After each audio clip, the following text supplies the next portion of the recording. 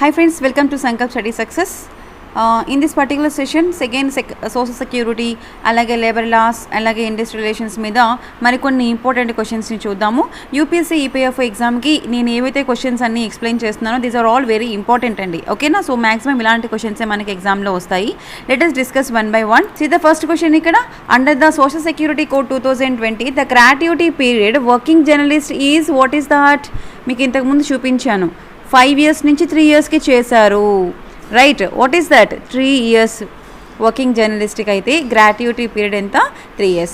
Under 2019 bill గ్రాట్యుటీస్ payable on the termination of employment. ఓకేనా? Employment termination అయినప్పుడు gratuity lump sum amount అనేది ఇవ్వడం జరుగుతుంది ఎవరికైనా సరే. So if the employee has been in the organisation for at least 5 years gratuity amount ఇస్తారు. అదే 2020 bill reduces the gratuity period from 5 years to 3 years for working journalist. Okay, next see the next question. Total number of National Social Security Board has been increased to dash in the 2000 bill from the previous 37 member. So ఇంతకు ముందు social security బోర్డ్లో, national social security బోర్డ్లో 37 members ఉండేవాళ్ళు. ఇప్పుడు ఎంతమంది ఉన్నారు? 42 members ఉన్నారు as per 2020 bill. Okay, so this particular social security bill, Social Security Code 2000 bill represents the central government officials in the National Social Security Board. ఓకేనా? ఎవరుంటారు మనకి ఇందులోని? సెంట్రల్ గవర్నమెంట్ అఫీషియల్స్ ఇందులో ఉంటారనమాట. For unorganised workers from 5 members to 10 members. ఓకేనా? ఈ present social security code bill 2020 ఉంది కదా. సో అన్ఆర్గనైజ్డ్ వర్కర్స్కి, ఆర్గనైజ్డ్ వర్కర్స్కి ఈ నేషనల్ సోషల్ సెక్యూరిటీ బోర్డ్లో కొంతమంది మెంబర్స్ ఉంటారనమాట.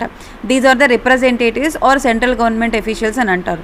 సో వీళ్ళు అన్ఆర్గనైజ్డ్ సెక్టార్కి అయితే 5 members నుంచి 10 members అయ్యారు. ఓకే,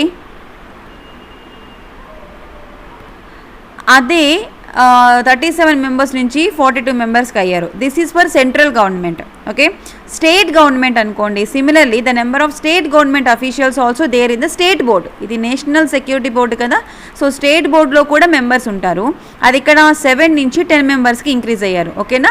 స్టేట్ బోర్డులో అయితే, స్టేట్ గవర్నమెంట్ స్టేట్ బోర్డ్ అయితే 7 to 10 members అండ్ 31 members ముందు ఉండేవాళ్ళు ఇప్పుడు 34 membersకి ఎక్స్పాండ్ అయ్యారు. అదే సెంట్రల్ గవర్నమెంట్ నేషనల్ బోర్డ్ అయితే మాత్రం అన్ఆర్గనైజ్డ్ వర్కర్స్ కోసం 5 members నుంచి 10 members.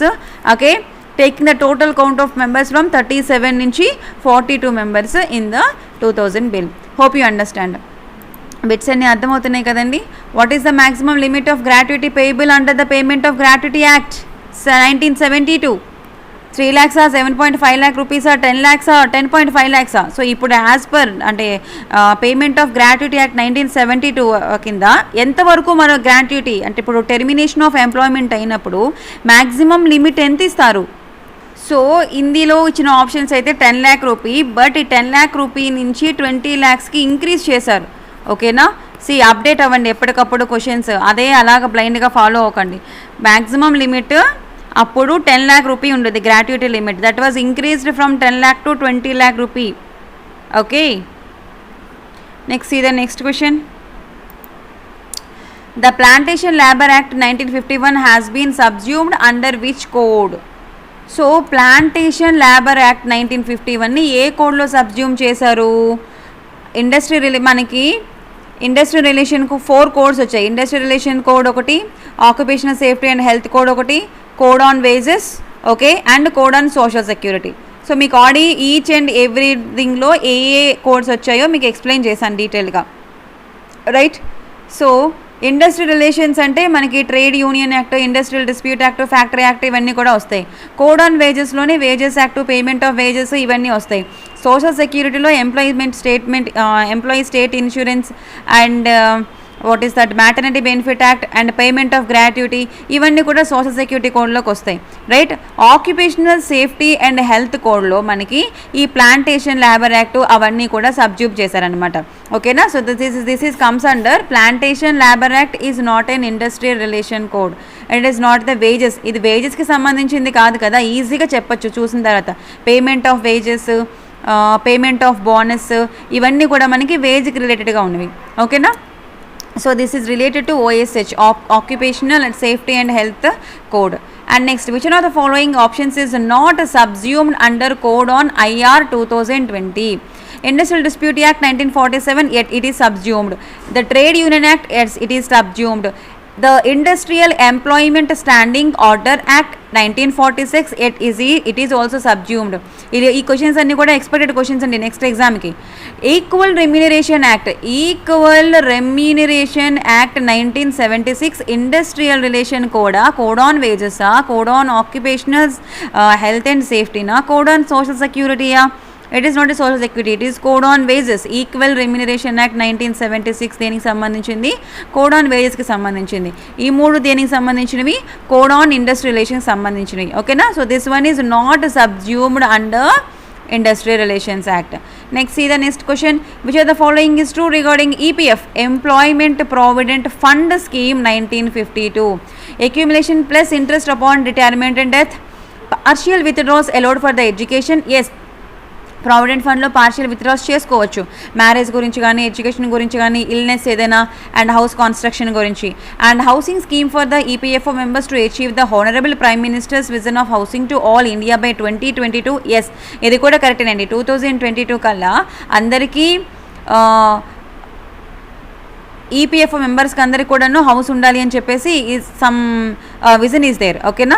The monthly wages for the scheme should be up to 15,000. Yes, this is also correct. So ఇక్కడ ఎవరు ఎలిజిబుల్ ప్రావిడెంట్ ఫండ్కి అంటే కనుక the people who are wage limit ఏంటి 15,000 rupees. So option 4 correct, 3 correct, and 1 is also correct, and second one also is correct. So what is the answer? All are correct. So all are the true regarding the EPF scheme. Next, which of the following labor legislations is implemented only by the Central Implementation Machinery? ఇందులో ఏది కేవలం central implementation machinery మాత్రమే implement చేస్తుంది? Trade union act, maternity benefit act, industrial dispute act, employee state insurance act. So which of the following labor legislation? Employee State Insurance Act was implemented only by Central Implementation Machinery. Okay na? The name itself, Employee State Insurance.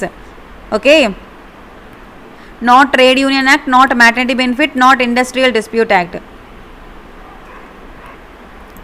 వీటికి ఎలాంటి implemented machineries అవసరం లేదు. ఓకేనా?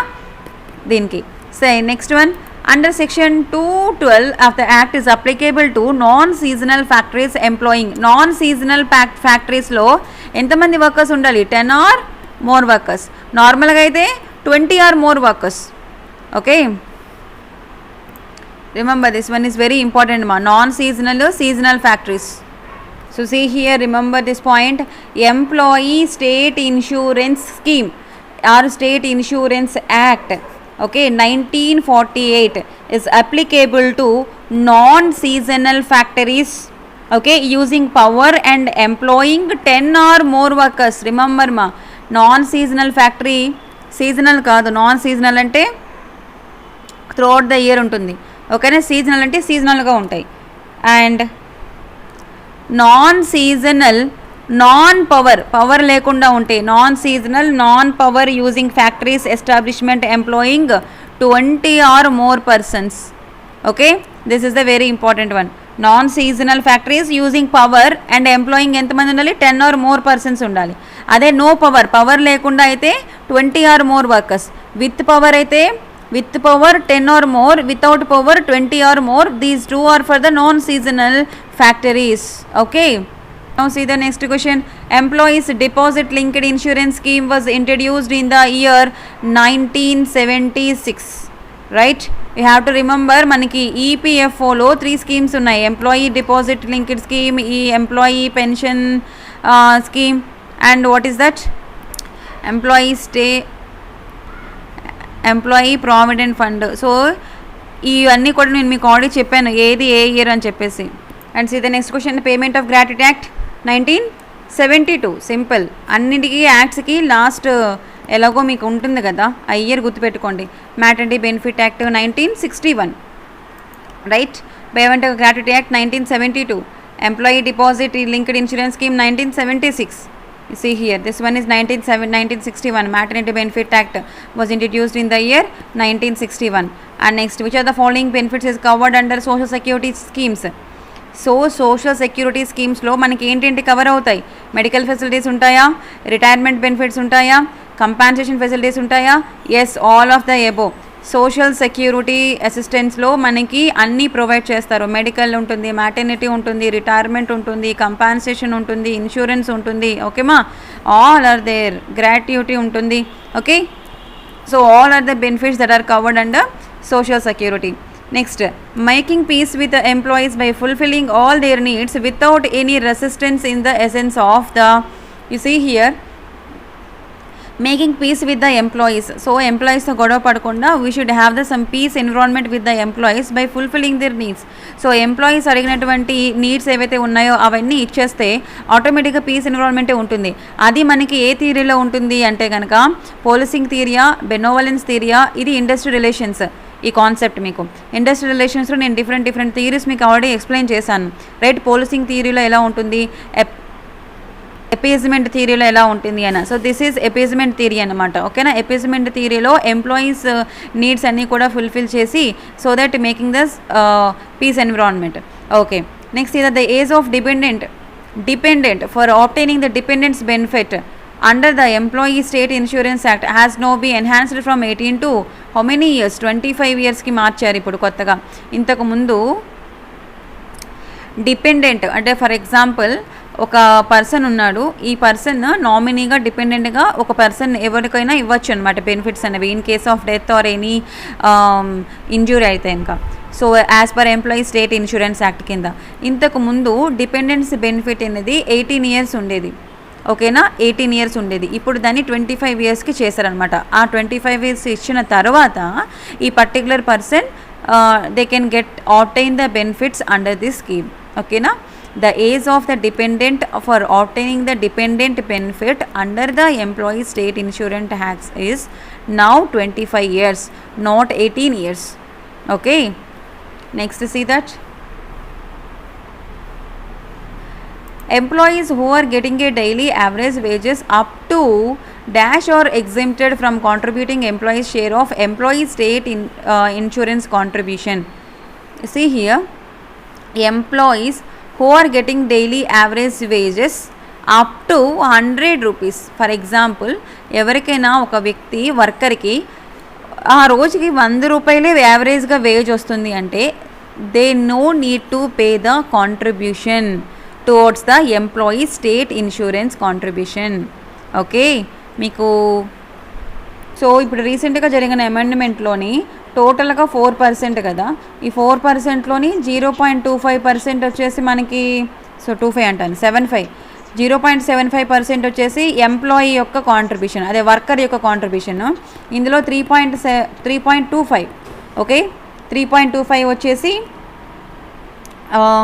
ఎవరిది, employer owner యొక్క contribution. Okay, towards the employee state insurance కాంట్రిబ్యూషన్లోని.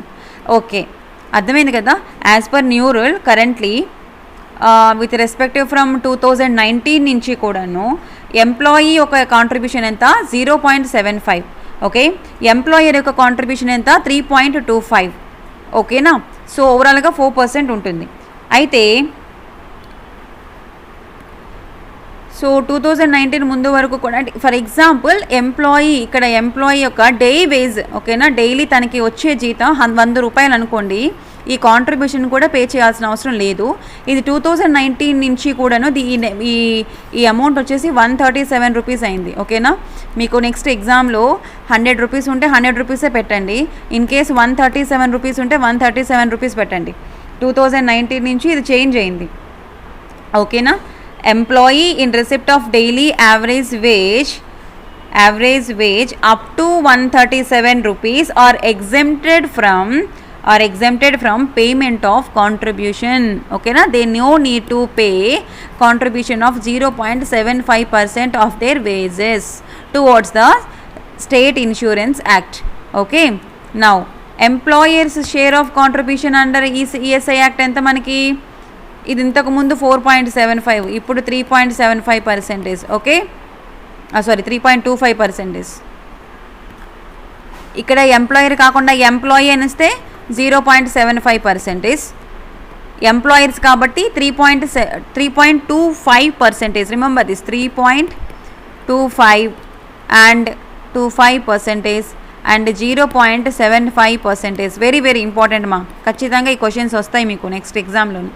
Okay, this is employer share and this is employee share. Okay, in case ఎంప్లాయీకి day wage 137 రూపాయలు ఉంటే కనుక ఈ కాంట్రిబ్యూషన్ కూడా పే చేయాల్సిన అవసరం లేదు. Okay, as per latest amendment under the employee state insurance act 1948, medical treatment is now available to persons under voluntary retirement scheme also. So voluntary retirement తీసుకుంటారు కొంతమంది, అంటే 60 years రాకుండానే ముందుకుండా వాలంటరీ రిటైర్మెంట్ తీసుకుంటారు. So వాళ్ళకి కూడా మెడికల్ ట్రీట్మెంట్ అనేది available ఉంటుందా ఆ పర్సన్స్ కూడా? Is it true? Yes, as per latest amendments under employee state insurance act 1948లో వాలంటరీ రిటైర్మెంట్ తీసుకున్న వాళ్ళకి కూడా మెడికల్ ట్రీట్మెంట్ కోసం ప్రొవైడ్ చేయడం జరుగుతుందన్నమాట వాళ్ళకి. ఓకేనా? Next C, which of the following legislations in India is governed by the tripartite organisation. మనకి ఇందులో దేనిలోని త్రిపార్టీ ఆర్గనైజేషన్ ఉంటుంది? Consisting of representatives of the labour ఉంటారు, మేనేజ్మెంట్ ఉంటుంది అండ్ గవర్నమెంట్. త్రిపార్టీ బాడీ మనకి ఎక్కడ కనబడుతుంది? Payment of bonus act, industrial dispute act, employee state insurance act or maternity benefit act. So దేనిలో ఉంటుందంటే tripartite body labour, management and government, consisting of 3 bodies that is there in the employee state insurance act. Okay, labour contribution ఉంటుంది, manager contribution ఉంటుంది, government contribution ఉంటుంది. ఓకేమా? You see here what is the wage limit for employing the covered employee state insurance act. Now it is 21,000 I think, not 15,000. ఇంకా update చేయలేదు ఇక్కడ ఇవేవి. 21,000 at present per month. What is the wage limit? Ante the people who are taking below 21,000 rupees all are comes under Employee State Insurance Act. Okay, as per latest amendments. This is from, I think it is effective from 2017 నుంచి 21,000 ని తీసుకుంటున్నారు. ఓకేనా? ప్రీవియస్లో ఎక్కడైనా questions 15,000 ఉన్న answer ఉంటే ఒకసారి 21,000కి అది మీరు మార్చుకోండి please. Okay, the wage limit for the employee state insurance act is 21,000. అదే డిజేబుల్డ్ పర్సనాలిటీకి అయితే 25,000. ఓకే, నార్మల్ పర్సన్స్కి అయితే 21,000, డిజేబుల్డ్ పర్సన్స్కి అయితే 25,000. And remember one thing, contribution కూడా మీకు ఇంతకుముందు 137 రూపీస్ చెప్పాను కదా, అది కూడా 176 రూపీస్కి పెంచారు 176 రూపీస్కి daily wage, daily average wage up to 176 rupees are exempted from ఎజెక్ ఎంప్లాయీ స్టేట్ ఇన్సూరెన్స్ యాక్ట్. అంటే 176 రూపాయల రోజుకి వస్తే కనుక కనీస వేతనం, they no need to pay the employee contribution. Okay, and see the next one, employees share of the contribution ఎంత? 0.75%. Okay, not 1.7. ఇంతకుముందు 1.7, 4.75 ఉండేది, but now 0.75. And this is the employees and employer యొక్క కాంట్రిబ్యూషన్ 3.25%. ఓకే, సో ఇది ఎప్పుడు చెల్లించాల్సిన అవసరం లేదు. New amendments బట్టి ఐ థింక్ 176 రూపీస్ ఉంటే కనుక ఇది కూడా చెల్లించాల్సిన అవసరం లేదు. Okay, next which are the following legislation extended some sort of benefit to retired employees. Retired ఎంప్లాయీస్కి వచ్చే బెనిఫిట్స్ ఏంటి? Employee state insurance, payment of bonus.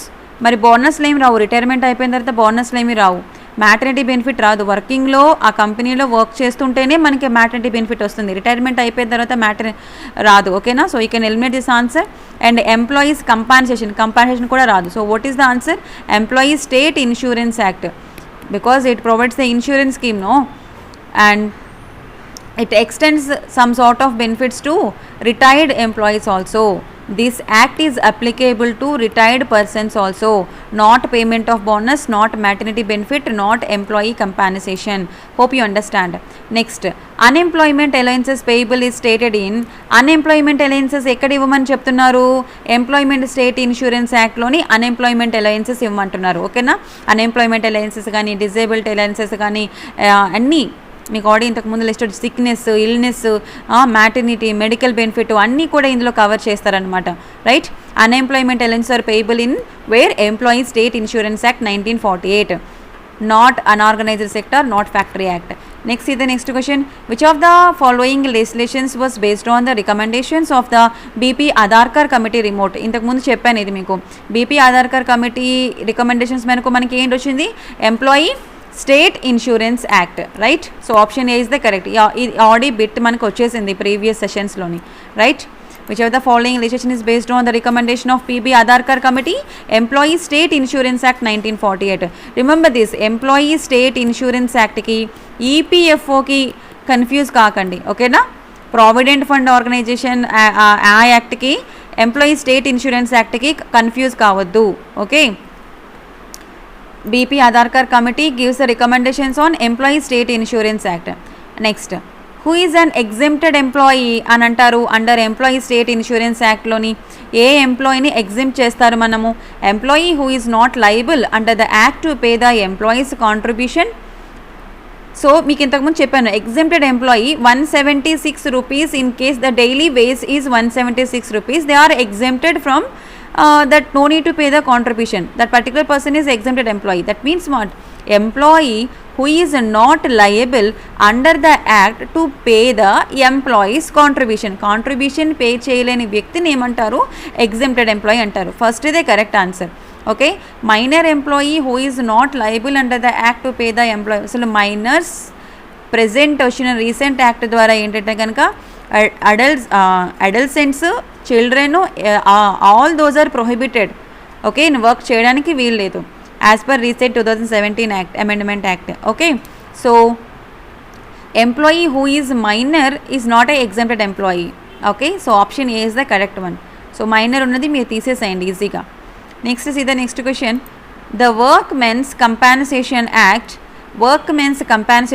1923, maternity benefit act 1965 and the employee state insurance 1948. ఈ మూడు అప్లికేబులా ఒకళ్ళకే అంటే చూడండి ఇక్కడ options రిపీటెడ్గా ఈ క్వశ్చన్ వస్తుంది మనకి. If the workmen compensation act and the maternity benefit are applicable, the employee state insurance act is not applicable అన్నారు, రైట్?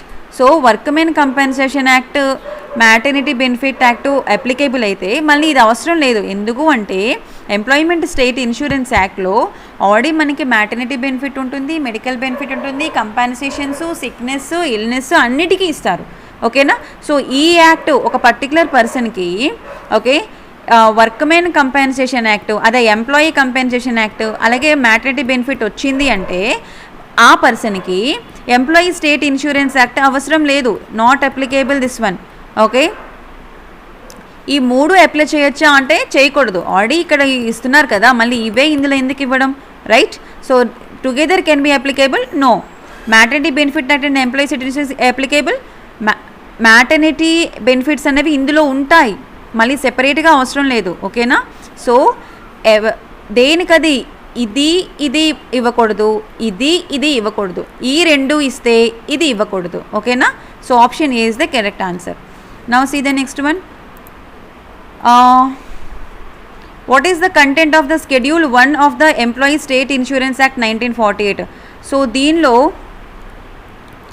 సో మనకి దీనిలో ఏంటుంటుందంటే షెడ్యూల్ 1లోని లిస్ట్ ఆఫ్ ఆక్యుపేషనల్ డిసీజెస్ ఉంటాయా? No.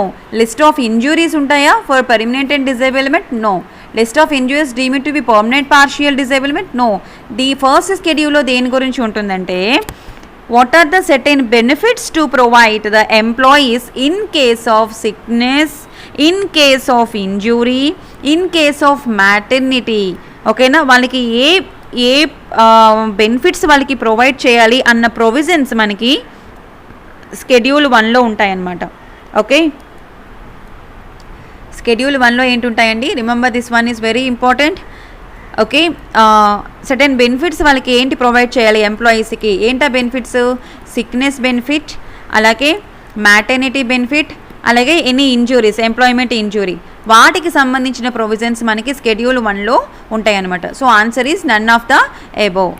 Under employee State Insurance Act 1948, a member of the corporation, standing committee or the medical council shall cease to be a member of the body if he fails to attend the how many meetings?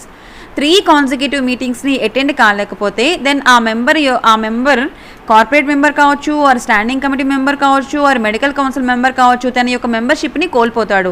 ఖచ్చితంగా consecutive మీటింగ్స్ని attend కావాలి. So 3 consecutive మీటింగ్స్ని attend కాకపోతే then తన యొక్క membership అనేది cease చేయడం జరుగుతుంది.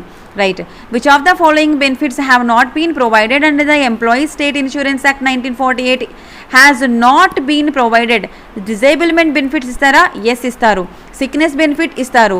అన్ఎంప్లాయ్మెంట్ అలవెన్సెస్ ఇస్తారు. మ్యాటర్నిటీ ఇస్తారు. రైట్. చిల్డ్రన్ అలవెన్సెస్ ఉండవు. Okay. So option B is the correct one. ఇక్కడ చూడండి, which is provided, which is not provided ఏంటి అడుగుతున్నారు అనేది జాగ్రత్తగా చూడండి. ఓకేనా. Which one of the following labour legislations provides the comprehensive benefits the industrial workers in India? So దీనిలో మళ్ళీ which of the following labour legislations provide the comprehensive benefits మనకి ఎక్కడ వస్తాయి? సిమిలర్లీ మ్యాటర్నిటీ బెనిఫిట్ దాంట్లో కేవలం మ్యాటర్నిటీకి సంబంధించిన, అంటే మ్యాటర్నిటీ అది కూడా ఉమెన్కి రిలేటెడ్, రైట్, అది మాత్రమే ఉంటుంది అందులోని, రిమైనింగ్ ఇంకేమీ ఉండవు. ప్రావిడెంట్ ఫండ్లో ఓన్లీ ప్రావిడెంట్ ఫండే ఉంటుంది. కంపెన్సేషన్లో ఓన్లీ కంపెన్సేషనే ఉంటుంది. కేవలం state insurance act, employee state insurance యాక్ట్లో మనకి కాంప్రహెన్సివ్ బెనిఫిట్స్ ఉంటాయి. డిఫరెంట్ సిక్నెస్ బెనిఫిట్ ఉంటుంది, మెడికల్ బెనిఫిట్ ఉంటుంది, రైట్, మ్యాటర్నిటీ బెనిఫిట్ ఉంటుంది, డిసీజ్ బెనిఫిట్ ఉంటుంది, ఇంజురీ బెనిఫిట్ ఉంటుంది, డెత్ బెనిఫిట్ ఉంటుంది, అన్నీ ఉంటాయి అన్నమాట. Right. So option B is the correct one. An employer is liable to pay his contribution in respect of every employee. Employee తరపున employer contribution pay చేయాలి. And deduct the employees contribution from the wages bill and shall pay these contributions at the specified rate to the corporation within how many days? within 21 days of the last day of the calendar month in which the contribution fall due. Okay. So 21 days is the correct answer. Now see, the dependents benefit paid to the rate of, డిపెండెంట్కి ఎంత interest pay చేస్తారు wages మీద? Monthly payment dependent పర్సన్స్కి in case insured person death occur, చనిపోతే, insured person ఒకవేళ చనిపోతే తిని మీద డిపెండ్ అయి ఉన్న పర్సన్కి తినికి ఆడి వస్తున్న వేజెస్లోంచి ఎంత శాతం వేజెస్ని తినికి పే చేస్తారు? 80%, 50%, 90%, 75%? 90% వేజెస్ని ఇవ్వడం జరుగుతుందన్నమాట. Okay. Dependents benefit paid at the rate of 90% of wages in the form of monthly payment to the dependents of deceased insured person in case where death occur due to employment injury or occupational hazards.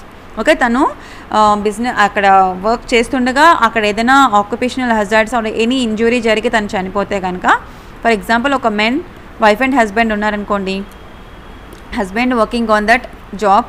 Okay. So wife తన మీద dependent person కదా. So for example దీనికి 10,000 rupees salary అనుకోండి. Actually employee state insurance scheme is applicable up to 21,000 rupees, right.